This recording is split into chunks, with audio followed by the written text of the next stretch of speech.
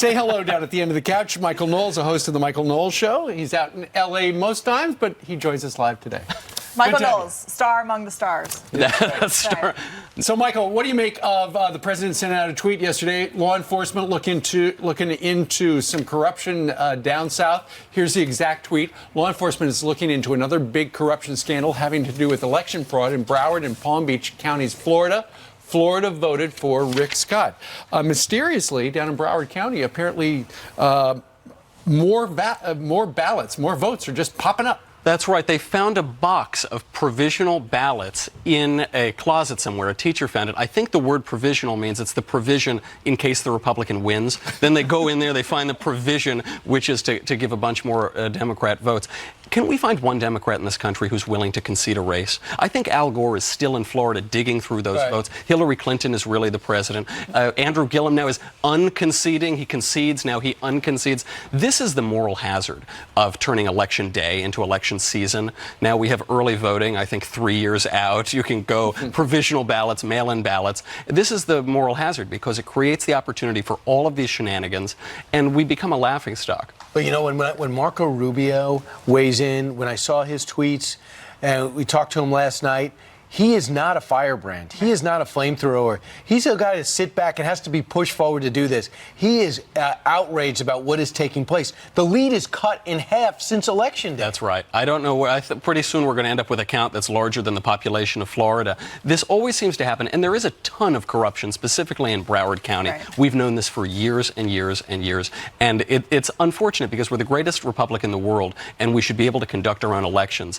and we should punish the people who are corrupting that process. Well, that's why Rick Scott has issued this lawsuit to try and figure out what's going on. And the president, as we saw, wants other law enforcement agents, including federal law enforcement, to investigate it. But you mentioned Democrats not being able to concede races. We've seen that since 2016. Many of the Democrats who backed Hillary Clinton also backed Democratic candidates in the midterm elections. Talk about Hollywood's effect or non-effect on these elections. You can't out-celebrity Donald Trump. It's just not possible. You cannot do it. He's the biggest politician and the top entertainer in the world, and this takes away all of that Democrat star power. They used to put their rock stars up against our milquetoast candidates. President Trump is not milquetoast, and I think that now, because politics is entertainment, because it's the social media age, Trump is engaging with his base all the time. I think he's the greatest civics teacher in American history.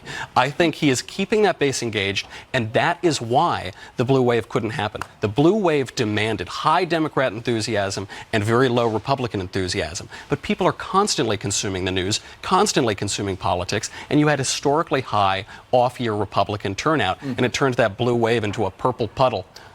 Michael, what did you make of the fact that after the Tuesday night election, and the Democrats won the House? I mean, they were going to win the House, and they won it, and they should have been celebrating, and they did. And then on the Republican side, they said, okay, we lost the House.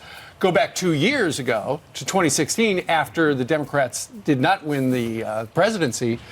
There were a lot of day after, Wednesday morning quarterbacks going, what did we do wrong? There were protests, all sorts of stuff. Of course, they've really got to cut it out with all of this mob violence. We saw this Antifa in the streets. They went after Tucker Carlson. They refused to give up elections. This is really hurting them. Democrats would have done much better. You might have seen a blue wave if they would just behave like gentlemen and ladies and in a civilized way and not encourage all this mob violence. At the top of people's minds in this election was that Kavanaugh effect, these mobs coming out against people. And it's bad news because it knocked out a number of 2020 Democrat contenders. And so now there's this Hill TV poll that says the number one contender is none of the above. Right. None of the above beats Hillary, Biden, everybody else. But don't you find it amazing, though, that after the election, after Republicans lost the House, the only people still rioting and protesting are Democrats and the left?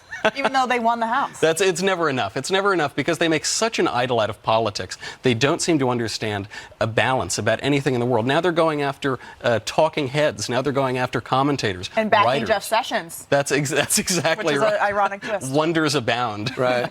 Who might end up running for the Senate seat in Alabama. Michael Knowles, thanks so much. Great to see you.